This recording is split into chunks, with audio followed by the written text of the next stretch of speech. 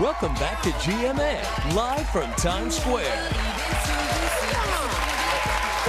I missing something? Are we missing something here? Well, I hear it was quite a day on the set yesterday. A $100,000 pyramid. Larry was on yesterday. Right. We're having a little debate about something. We did. It went very well. I know we're not allowed to give it away, but it was very well. She had fun. Yes. She we had a lot of fun. And Larry's not competitive at all. No, not at all. Not at all. But we'll have to wait. We'll have to wait. Yes. Check your local listings. We're back here in GMA. Wonderful to have you here with us. It's wonderful audience. Thank you. Thank you, guys. All right, let me ask you, any mad scientists in the house? Any mad scientists? You might want to polish off your resume, send it to Amazon, because they're looking to hire at their top secret research laboratory in England. According to the job posting, you can build products straight out of science fiction. It's the place where Alexa, they came up with that, and those delivery drones. Okay, this is the place to do it. If you can dream it, you can do it. Comic book stuff. Would you pitch something? If any kind of thing I can come up with, oh man, I don't know. I asked some I people. wish you could become invisible. I was thinking the same thing. That'd be fun. A suit. Yeah. I asked some people on Twitter, and they said, one woman said, when you go to bed, your makeup comes off automatically. Oh, I would love that. Yeah, wouldn't that be great? That would be great. Just disappears. That's genius. Well, George and I like, what would that do for us? An automatically refilled rosé glass. That looks too personal. A lot of people were referring to the Jetsons. Remember, they had a lot of things. Oh, yeah. Yes. Something They had those with the great food. scooters, the air scooters, too. Yeah. So, Oh, the Food Rack. yes, you remember that? Right. So, Food rack. Oh, there it That was is. actually There it a good is. one. I love the food Yeah. rack. George, wow. Don't you remember?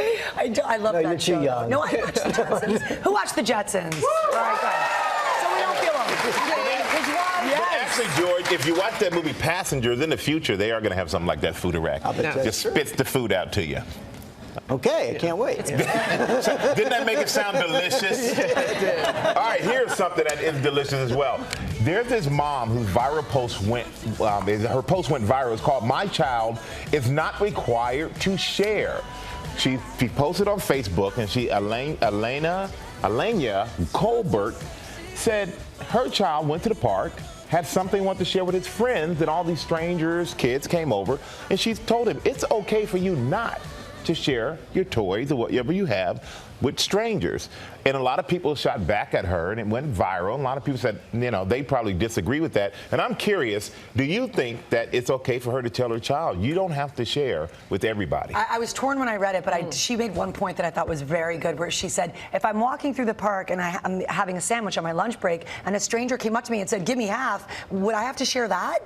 And I thought, no, I would not want to share my sandwich. I don't think that's the same. I don't think that's the same thing. These are kids. She had a couple of very good points, but my initial reaction is, I think that the world would be a much better place if we all shared a little bit more. Right. So, but her points were very valid. Well, yeah, it's one thing if someone said, give me half of your sandwich.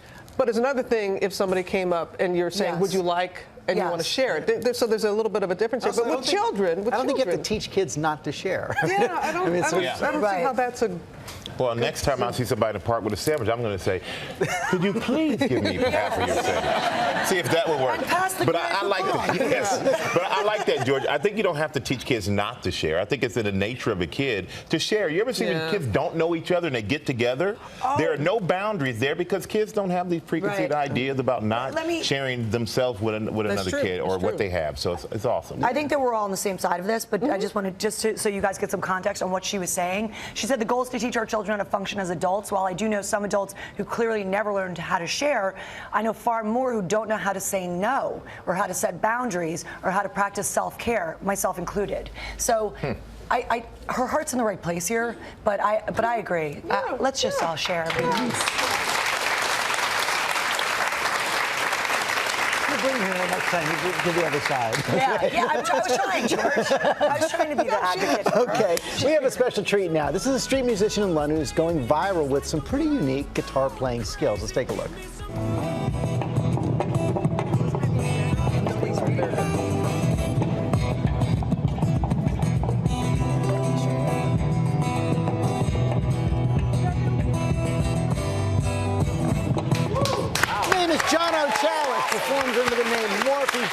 us this morning. There he is right there. Looks like the rain stopped there in London. Jono, thank you for joining us this morning. Tell us how this came to be. How'd you learn how to play guitar like that? Hey, good morning. I kind of taught myself over the years, actually. I learned a normal way, and I just kind of got a bit bored of playing Oasis and decided to play it on my lap instead. So. Hey. Oh, well, let's hear some. Go for it. A little bit. What's that, sorry?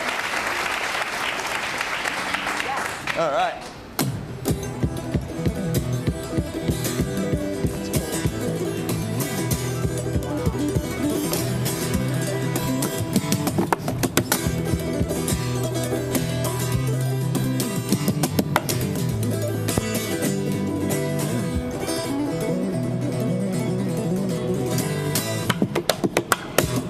All right.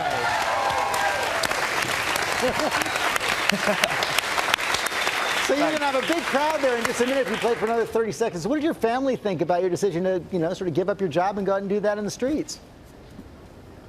Well, obviously, when I first told them, it was a bit of a shock to them, but they've kind of been really supportive throughout my life with the music, so they were really supportive. I'm very lucky. Now, it's a very unique type of performance. What do you call it? What is that style called?